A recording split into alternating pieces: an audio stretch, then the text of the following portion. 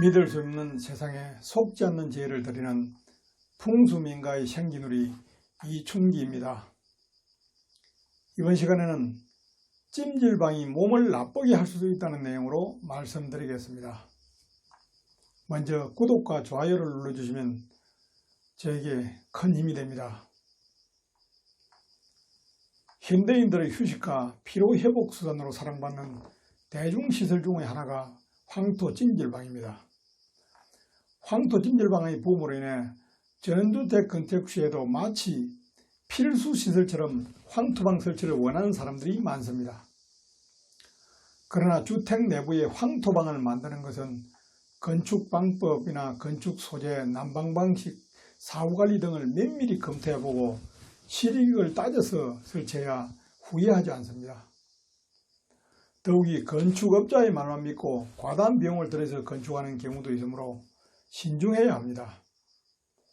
면밀한 검토 없이 황토방을 설치한 후 관리상의 불편함 등을 이유로 사용하지 않고 방치하면 비용은 물론 실내 공간까지 낭비하는 결과를 초래할 수가 있습니다.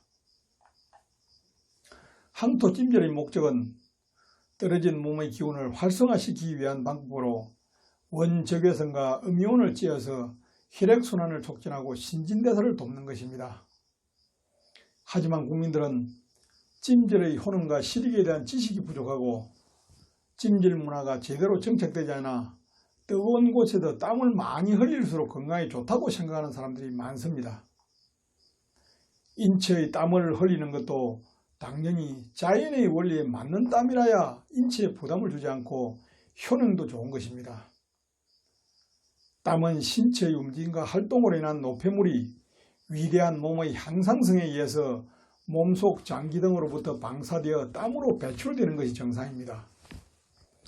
찜질을 통한 땀은 단순히 신체 외부의 인위적인 열기가 피부를 데움으로써 인체 내부가 아닌 피부층에서 발산되는 수분일 뿐입니다. 이런 이유로 땀의 맛을 보면 큰 차이가 있음을 알 수가 있고 당연히 그 효능도 차이가 있음을 알게 될 것입니다.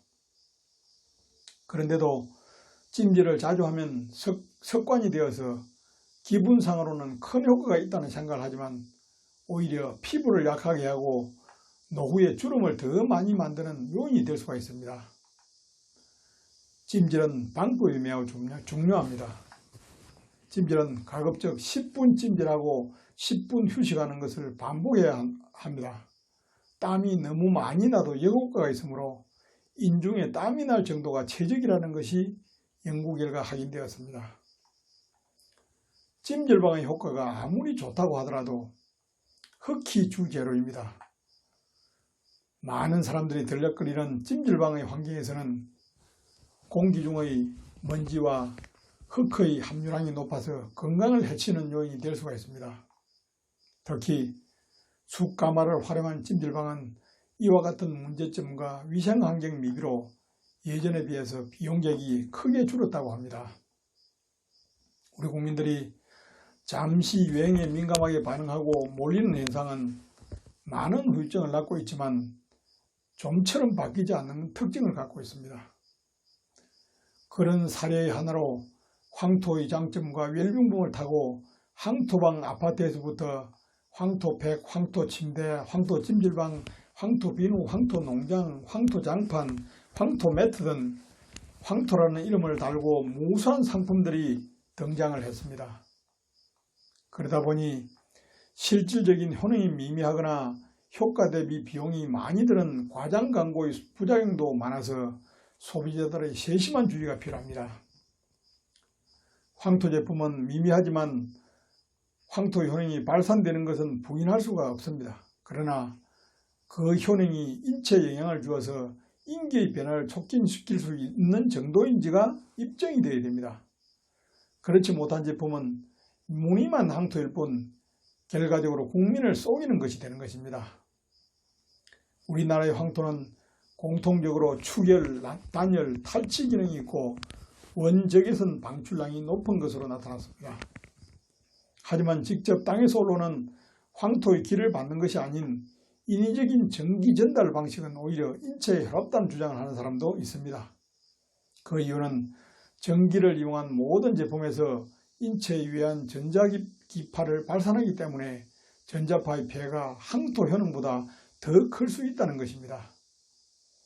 또한 황토 침대의 경우처럼 황토와 갈라지지 않도록 하는 화학첨가제의 질 등과 같은 제품 제작상의 첨가되는 물질로 인한 부작용도 절대로 간과해서는 안 됩니다.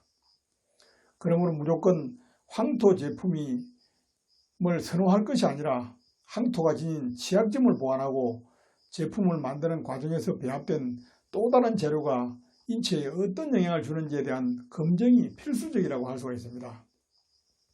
이런 이유로 수많은 황토 제품들이 출시되지만 장수하는 제품은 극소수이고 무늬만 황토인 제품들이 한순간 반짝하다가 사라지고 있습니다.